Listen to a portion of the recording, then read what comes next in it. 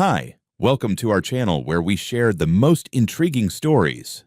After 36 sleepless hours saving lives, Dr. Raymond Caldwell just wanted a shower and his bed. Instead, he found a steel gate blocking the road to his own home, his private road. What began as annoyance soon turned into a war, and someone was about to regret starting it. It had been 36 hours since I'd seen the inside of my house. 36 hours of blood, bone fractures, and adrenaline. My scrubs were crusted in things I'd rather not name, my knuckles ached from tension, and all I could think about was collapsing into bed for 10 hours of dreamless unconsciousness. That's all I needed. That, and a hot shower that could strip paint off a battleship. But when I finally turned off the highway and onto the familiar gravel curve of my private road, I was greeted not by the crunch of tires on crushed limestone, but by something entirely new and infuriating. Gates. Big, shiny black iron gates with vertical bars, a keypad, a security camera, and a smug little sign that read, "Welcome to Crestview Heights. Residents, use access card. Guests, $10 entry fee. No through traffic permitted." At first I thought I'd taken a wrong turn, but no. The dense line of pine trees, the old oak stump, the utility pole with the faded private drive, no outlet sign, they were all exactly where they should be. What wasn't where it should be was a goddamn gate in the middle of the only road to my house, a road that, I might add, I own. I rolled down the window and leaned out, blinking in disbelief. The sun was setting behind me, casting long shadows through the woods. I honked once, then twice. A little booth tucked off to the side buzzed to life, and a rent-a-cop waddled out like a duck in polyester. "Evening, sir," he said, adjusting his belt like he was about to issue a citation for breathing too loud. "Please scan your resident card or pay $10 for entry." "I'm sorry," I said, holding up a hand. "This is my road. I live at the end of it. There's no HOA out here. This is private property." He nodded with the sympathetic patience of someone explaining algebra to a drunk. "Sir, I've been instructed that this road is now part of Crestview Heights community infrastructure. Residents have cards. Guests pay $10. "No, no, no," I snapped, gripping the steering wheel. "Listen carefully. My name is Dr. Raymond Caldwell. I built my house on that hill 10 years ago. I bought this land, and this road came with it. I've got the deed, the survey, and the receipts." He shrugged. "That may be, sir, but I don't have access to any of that. I have my instructions. No card, no free entry." I stared at him. I had been awake for a day and a half. I had performed 2 emergency surgeries. I had held pressure on a teenage boy's femoral artery with my bare hand for 45 minutes while he screamed for his mother. And now this clown was telling me I had to pay $10 to use my own damn road. I fumbled for my wallet, pulled out a crumpled $10 bill, and slapped it into his palm. "This is not over," I said. He nodded like he was offering a receipt at a drive-thru. "Enjoy your evening, sir." The gate buzzed open. I drove through slowly, every foot of gravel crunching under the tires like a betrayal. Crestview Heights loomed to my right, a gleaming new suburban development with oversized homes, perfectly manicured lawns, and mailbox clusters that probably had their own bylaws. I'd driven past it 100 times without a second glance. It wasn't part of my life, or so I thought. When I finally pulled into my driveway, I didn't go inside right away. I just sat there in the truck, engine ticking, jaw clenched. The adrenaline that had been keeping me upright for the last 36 hours started to wear off, but it was replaced with something worse. Rage. Not the loud, red-faced kind, the cold, surgical kind. The kind you feel when someone messes with the part of your life that doesn't belong to them. I eventually dragged myself inside, showered underwater, hot enough to sterilize instruments, and fell into bed with my fists still clenched. But sleep didn't come easy, not with the image of that gate burning into my skull. Tomorrow, I told myself, we're going to find out what the hell is going on, and someone is going to answer for this. I woke up the next morning with that same acidic burn in my chest, the kind that didn't come from coffee or bad hospital cafeteria food, but from something deeper, something primal. I wasn't just pissed off, I was violated. Someone had rolled a gate across my goddamn property like it was theirs, like I didn't matter. And now, well-rested and no longer smelling like an autopsy room, I was ready to go to war. First stop was the filing cabinet in my home office. Second drawer from the top labeled property.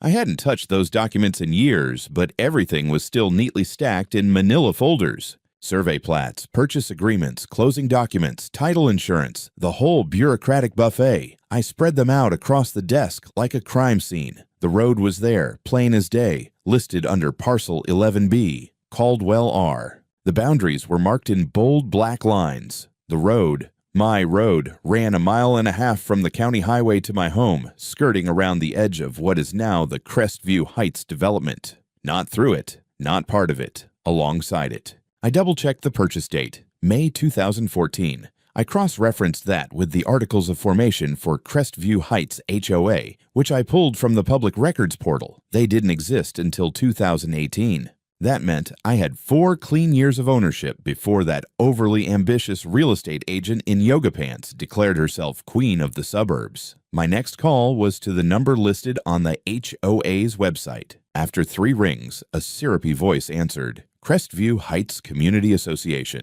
This is Monica." Of course it was. "Miss Sterling," I said, trying to keep my voice level. "This is Dr. Raymond Caldwell. I live on the property bordering your subdivision. I believe we need to talk about a gate that's been installed on my private road." "Oh, Dr. Caldwell," she said, like she was welcoming a new customer to a timeshare presentation. "Yes, we've been expecting your call. We recently completed infrastructure enhancements to better secure our community. You know how crime is these days. Doorbell thefts, suspicious vehicles, porch pirates. We installed the gates as a protective measure for everyone's benefit, including yours." "The road," I said slowly, "is mine." She chuckled, the kind of chuckle that says, "You poor dumb man." "Well, that's a bit complicated." Our attorneys reviewed the situation and determined that the road technically aligns with the border of our community easement, so it's now under the jurisdiction of the HOA for security purposes. "No easement exists," I snapped. "There's nothing recorded." I checked. "Oh, but there's common law precedent for community access when an infrastructure supports multiple homes. We're simply formalizing what's already become the norm. You've driven through our neighborhood for years, haven't you?" "I've driven down my road to my house," I said, "and starting yesterday, I had to pay $10 to do it." "Well, we do offer resident access cards for a very reasonable fee, just $200 a month, or a one-time discounted annual rate of $500. You'd also need to enroll as a non-voting associate member of the HOA, but that's mostly a formality. I'm giving you 48 hours to remove that gate from my land. After that, I'll be filing an injunction and pursuing damages." She didn't miss a beat. "Of course, you're welcome to take legal action, but I should warn you, these things can be messy, expensive, time-consuming. Our legal team is quite experienced in property matters." I hung up before I said something that could be used against me in court. Next, I called a lawyer I'd worked with once before, years ago, when a neighbor tried to build a shed 2 feet into my boundary line. His name was Victor Lang. He looked like a wolf in a suit and billed like one too, but he was lethal when it came to land disputes. He came over that afternoon, reviewed my documents, and whistled low. "This is going to be fun," he said. "They're bluffing. There's no easement, no vote, no legal framework for what they did. This is textbook overreach. The HOA is trespassing on your property with that gate." He paused, flipping through the parcel maps. "And if we can show that they're interfering with your ability to access your home, you might even have a case for damages." "Good," I said. "Let's make it hurt." Victor had his assistant file a cease and desist letter that very evening. Official demand for gate removal sent to both Monica Sterling and the Crestview Heights HOA board, delivered by courier and email, 48 hours. That was their window. By sunset, I'd already installed 2 motion sensor cameras facing the gate, not for decoration, not for intimidation, for evidence. It was just after 2 in the morning when my phone lit up beside the bed, vibrating violently against the wood of my nightstand. I didn't need to check the caller ID. I knew that ringtone. Trauma call, the kind of ringtone that doesn't ring for good news. I was out of bed and dressed in under 2 minutes. By the time I slammed the front door behind me, the adrenaline had already burned through whatever rest I'd managed to get. I didn't even notice I'd thrown on mismatched shoes. The call was bad. Multiple vehicle collision on Interstate 40. 3 cars. 1 flipped. Several criticals. Every trauma surgeon within reach was being pulled in. They needed me now.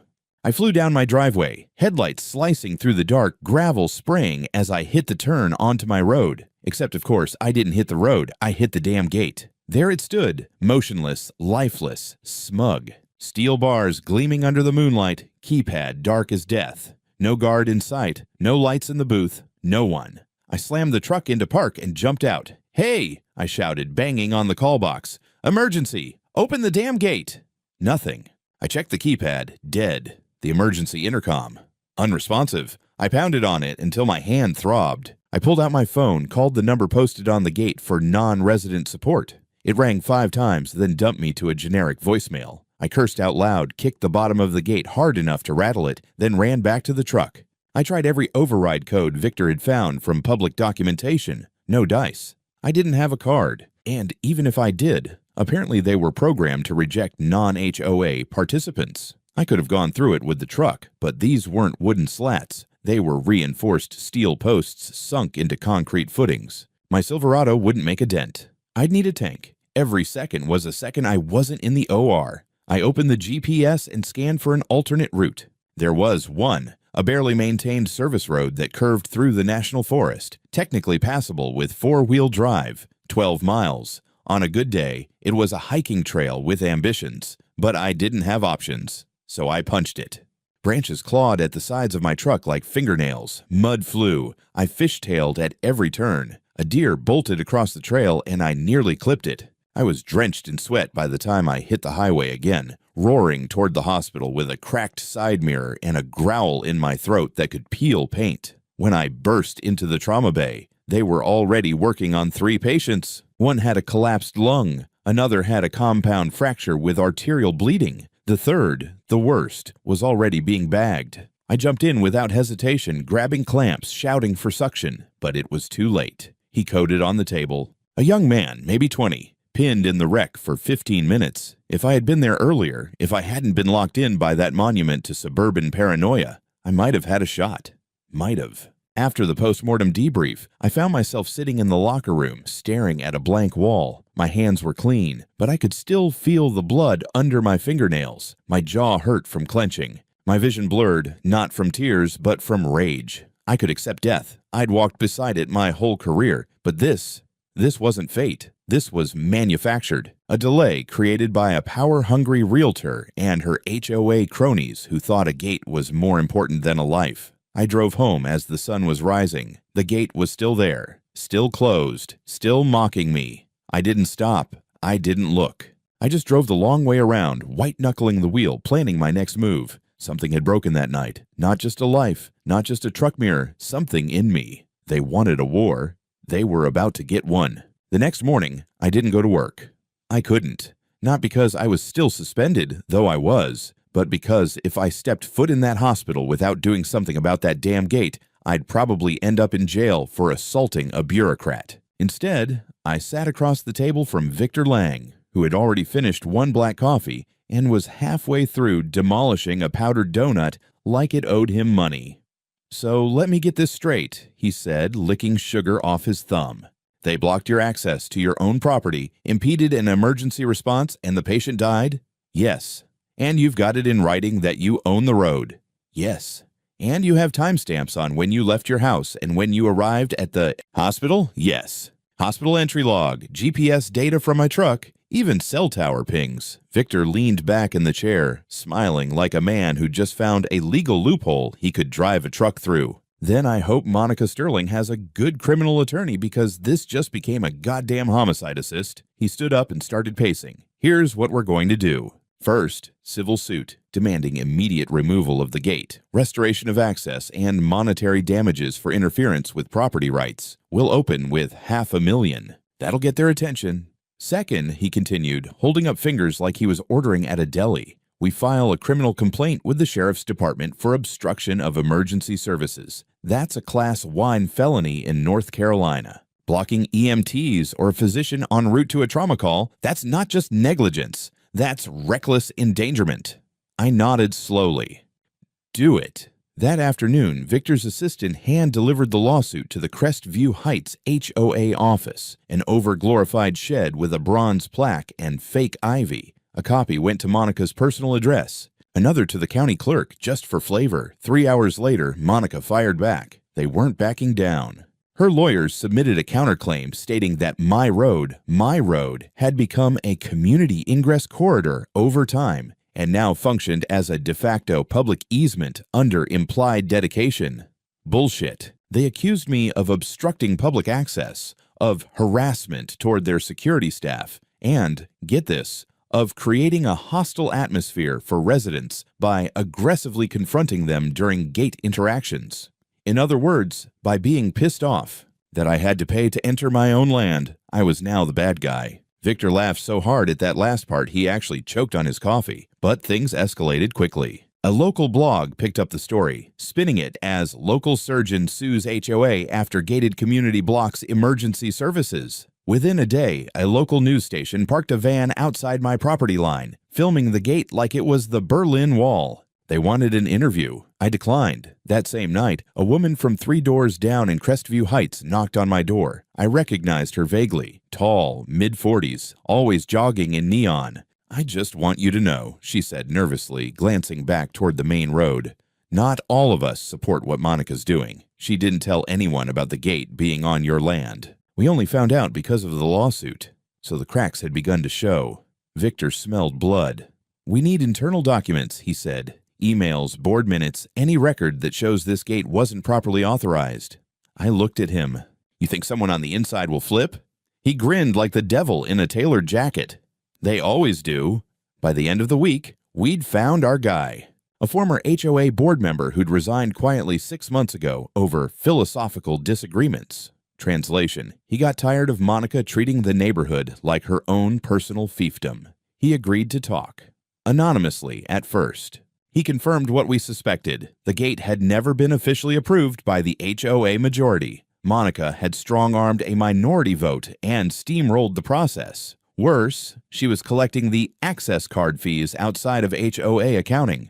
We were building a case, brick by brick, filing by filing, fact by damning fact. And for the first time since this started, I felt something shift. It wasn't just a lawsuit anymore. It was war. The gloves came off fast. 2 days after we filed the lawsuit, my hospital administrator called me into his office. He looked uncomfortable, like a man who'd just been handed a turd and asked to plate it as dessert. "We received a formal complaint," he said, folding his hands on the desk. "An allegation of professional misconduct from the Crestview Heights Homeowners Association." I blinked. "The Homeowners Association filed a medical complaint against me?" He nodded grimly.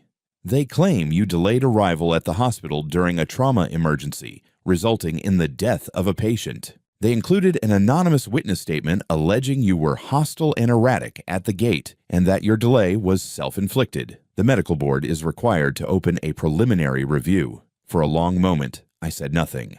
My pulse thudded in my ears, not from fear, from pure, concentrated rage. I was locked out, I finally said, by unauthorized gates built on my land, the only access to my home. "This isn't a medical issue. It's criminal interference." He raised his hands. "I believe you, but the board has to do their due diligence. In the meantime, I'm afraid we have to place you on temporary suspension." I walked out of the office, past the nurse's station, past the OR doors I knew like the back of my hand. I'd saved lives in that hospital, held hearts in my hands, and now I was being sidelined because some vindictive suburban tyrant decided to play HOA overlord. That evening, Victor called with more bad news.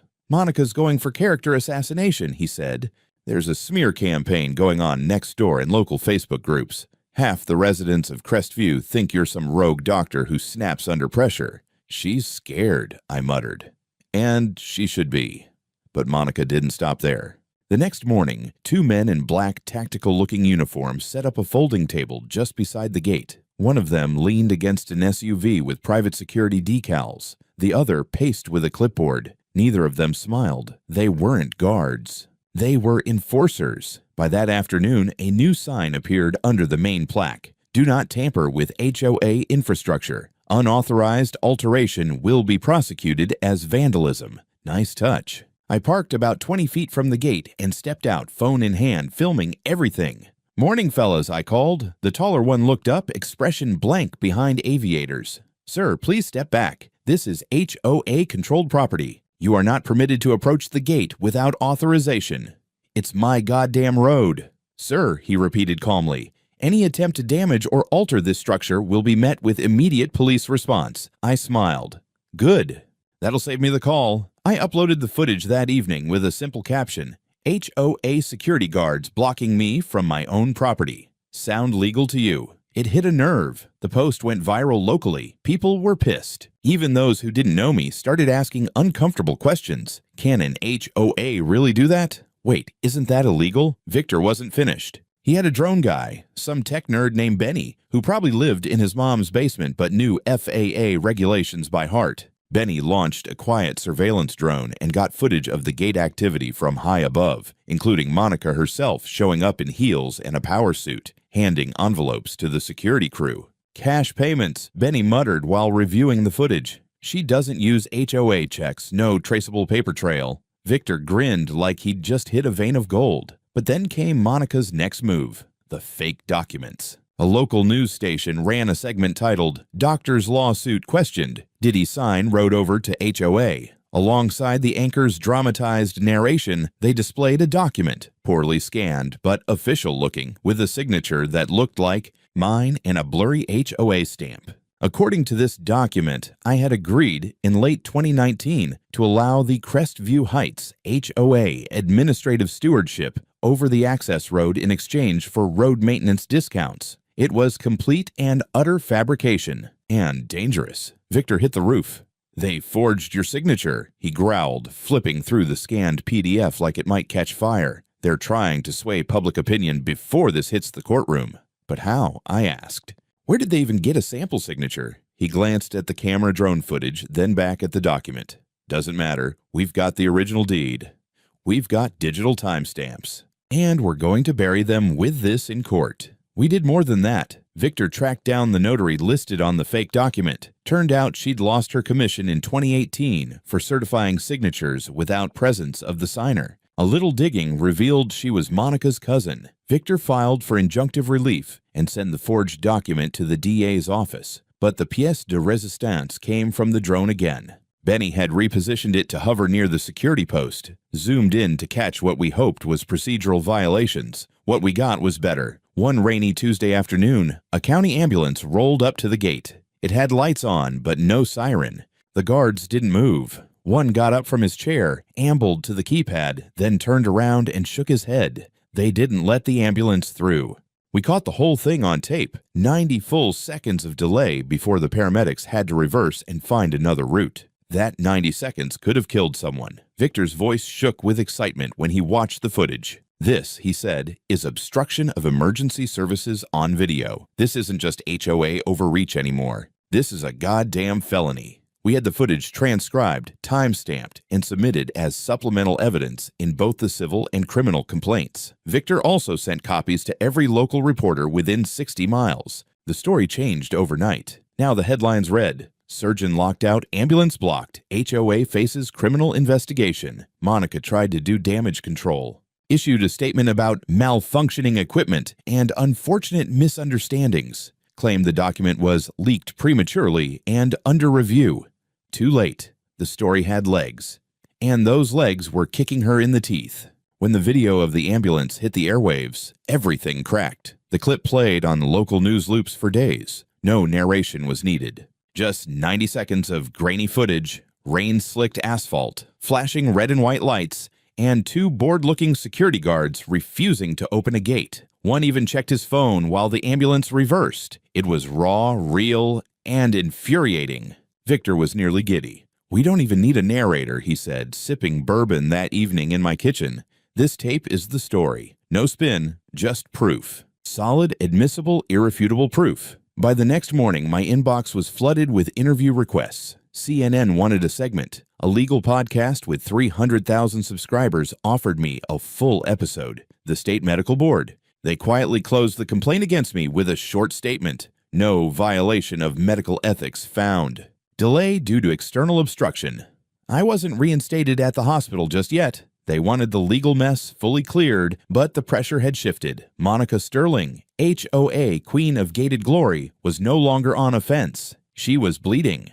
Still, Victor wasn't satisfied with bleeding. He wanted dismemberment. He turned to the next phase of our assault, the money trail. We started by pulling financial records from the HOA's annual filings, available to the public with some light wrangling. Something wasn't adding up. According to their statements, the HOA had collected roughly $52,000 in security infrastructure fees over the past 3 quarters. But we'd spoken to several residents who had paid directly for gate access cards, $200 per household, sometimes cash, sometimes Venmo, always informal. Victor crunched the numbers with his accountant. Best estimate, over $14,000 collected outside of the HOA's official books. Where the hell is it going? I asked. Where else? Victor muttered. Check Monica's personal accounts.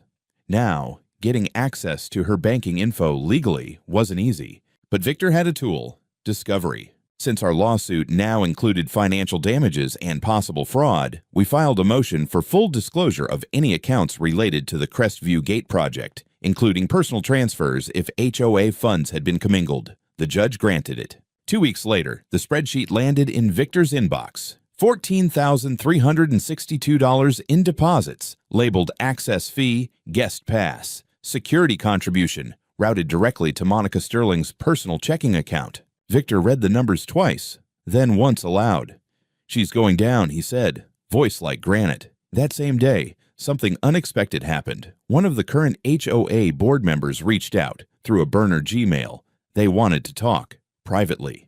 Off the record. We met them at a diner 2 towns over. Middle-aged man, polo shirt, khakis. He looked like every guy who'd ever told you your porch lights were the wrong color temperature. Nervous, but solid. I didn't know, he said.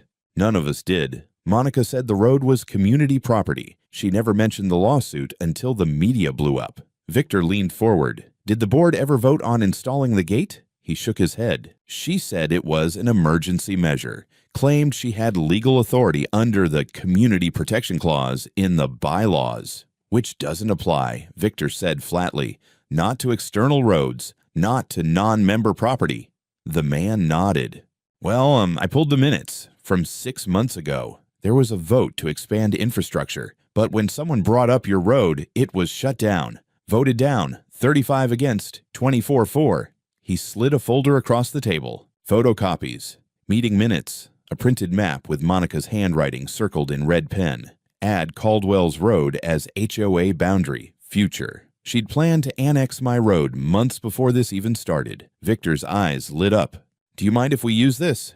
Hell no, the man said. Just leave my name out of it. We had everything we needed to bury her, but it got better. Remember that little booth at the gate? The one with the keypad and the useless guards? Turns out it had a security system of its own, installed by a private contractor Monica hired off books. What she didn't realize was that the system backed up all recordings to a local server, housed in a supply cabinet behind the booth's paneling. One of the guards, ex-military fired for asking too many questions, got pissed when his final check bounced. He called Victor and offered access in exchange for immunity and a clean recommendation. We took the deal. What we found on the footage was nothing short of damning. Multiple recordings showed guards refusing entry to non-residents, even when ambulances or emergency vehicles arrived. On one video, Monica herself can be seen at the gate, instructing the guards directly. If it's Caldwell, don't open. I don't care if he's got flashing lights and a badge. He wants access. He pays.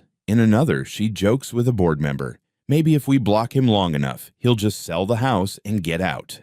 Then we can redo the lot lines. We sent the videos to the county prosecutor, the sheriff, the local press, and, just for fun, Monica's own attorney. 3 days later, I heard from a different HOA board member. They were calling an emergency meeting, a vote of no confidence. The writing was on the wall, or in this case, the high-definition video. And Monica. She was about to learn what happens when you gate yourself into a corner. The HOA clubhouse was a beige stucco cube with delusions of grandeur, fake columns, overwatered shrubs, and a flagpole that hadn't seen an American flag since Memorial Day. Inside, the folding chairs were arranged in a wide horseshoe, facing the front podium where Monica usually held court like a queen with a clipboard. Tonight, the court had turned against her. I wasn't supposed to be there, not technically. As a non-member and known aggressor, her words, I had no place at a Crestview Heights emergency board meeting. But when the sheriff himself walked in and took a seat near the back, no one said a word as I followed. Victor came too, briefcase in one hand, the other clutching a flash drive like it was a grenade. The room was full. Residents packed the rows, some standing along the walls. Many looked angry. A few looked confused. One man near the door whispered, "Did she really block an ambulance?" The woman next to him nodded grimly. Twice. At the front, Monica stood ramrod straight, lips pursed in a plastic smile. She wore a red power suit and the look of someone still hoping to bluff her way out of a house fire. "This meeting," she began, tapping the mic, "was called by concerned members of the board, and while I do not believe it is procedurally necessary, I am happy to answer any questions about recent misunderstandings." A man in the second row, one of the original board members, stood. "We've seen the footage. We've read the documents. Monica, you lied to us." Gasps. Not from the accusation. Everyone knew. From the fact that someone finally said it out loud. "You told us the gate was legally installed," he continued. "That it had board approval, that the road was common access. You said you consulted the county." Monica's smile twitched. "I did what was best for the community." "No, you did what was best for your image," the man snapped. "You made this neighborhood a national headline. You blocked emergency services. You forged documents. You took money." Victor stepped forward. "With the board's permission, I'd like to present supplemental evidence, videos, financial records, and internal HOA correspondence, all verifying Ms. Sterling's unilateral decisions and misuse of funds." Monica cut in, voice rising.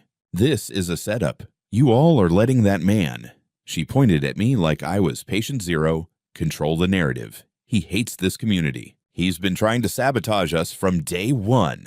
"Lady," someone muttered from the back, "he literally owns the road we all drive on." Victor connected the laptop to the projector. The first video played. Monica laughing with a board member. "Maybe if we block him long enough, he'll just sell the house and get out." Gasps turned into low murmurs. Next clip, her instructing guards to deny me access, even in emergency situations. The worst one was last, the footage of the ambulance at night, lights spinning, denied access for over a minute. By the time the video ended, the murmurs had become rage. Voices raised, people shouting. One woman demanded a full audit. Another threatened to sue the HOA herself. A man in a golf visor yelled, "You put my kids at risk for your damn gate." The sheriff stood, calmly like he'd been waiting for the right moment.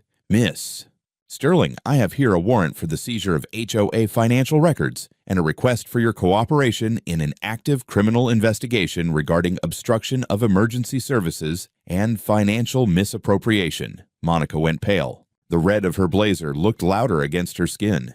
"You can't. This is political. This is retaliation." "No, ma'am," the sheriff said, stepping closer. "This is the law." She was escorted out. No cuffs, yet. But the silence in the room as she walked past was louder than a siren. Her kingdom had fallen. The queen was ousted. A board member, one of the quieter ones, stood and cleared his throat. "We'll be voting now," he said. "Motion to permanently remove Monica Sterling as HOA president and suspend her membership pending investigation." A sea of hands went up. It was unanimous. The new president, a middle-aged woman with librarian glasses and the vibe of someone who never wanted this job, turned to me and said, "We'll remove the gate within 72 hours, Dr. Caldwell. And we owe you more than an apology." I didn't say much, just nodded, turned to Victor, and we walked out together. Outside, the night air smelled like cut grass and justice. Victor clapped me on the back. "I told you," he said. "Always document everything." "Let's go home," I said. And for the first time in weeks, I meant that literally. 3 weeks later, the gate was gone. No ceremony, no notice. Just a crew of quiet workers in unmarked trucks who showed up at dawn and had the whole thing disassembled by noon. Bolts unscrewed, posts hauled out with winches, the keypad yanked from the ground like a dead root. The only thing left was a patch of disturbed gravel and a faint outline where the concrete had been poured without my permission. I watched from my porch, coffee in hand, wrapped in the kind of silence you don't realize you've missed until it returns. Victor called that afternoon. Settlement finalized. They're cutting you a check for $120,000. Judge signed the demolition order 2 days ago. Officially declared the gate unlawful obstruction. HOA has to cover legal costs. And Monica. States pursuing charges: fraud, misappropriation, obstruction. Her lawyer tried to negotiate a plea, but the DA isn't biting. The ambulance footage made that impossible. They'll get her on at least 2 felonies. Maybe more. He paused. Family of the patient who died. They filed a civil suit against her directly. Wrongful death. It's going to drag her through court for years. I didn't say anything. He didn't press. We hung up.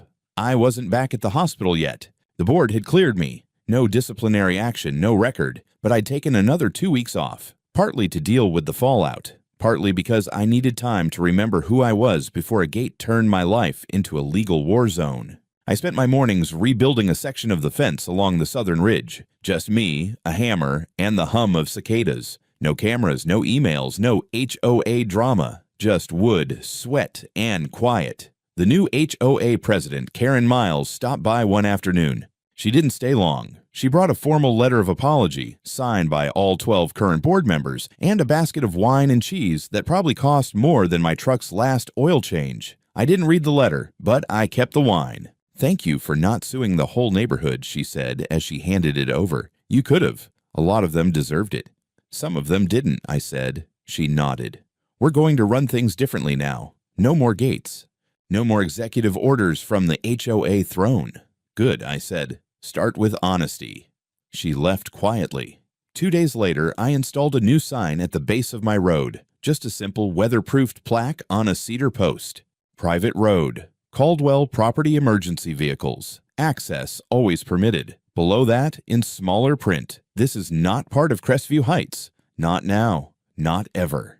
I didn't expect anyone to laugh, but I caught more than one neighbor smirking when they drove past. I think even the sheriff chuckled the first time he saw it. I kept the drone footage, the legal filings, even the fake documents Monica had tried to leak. All of it stored neatly on an external drive in a drawer marked HOA War 2025. Maybe someday I'll write a book. But for now, I sleep with both eyes closed. The road is open. My name is on the deed. The only gate left is the one on my back fence, and it creaks when it swings in the wind. That's the kind of gate I can live with.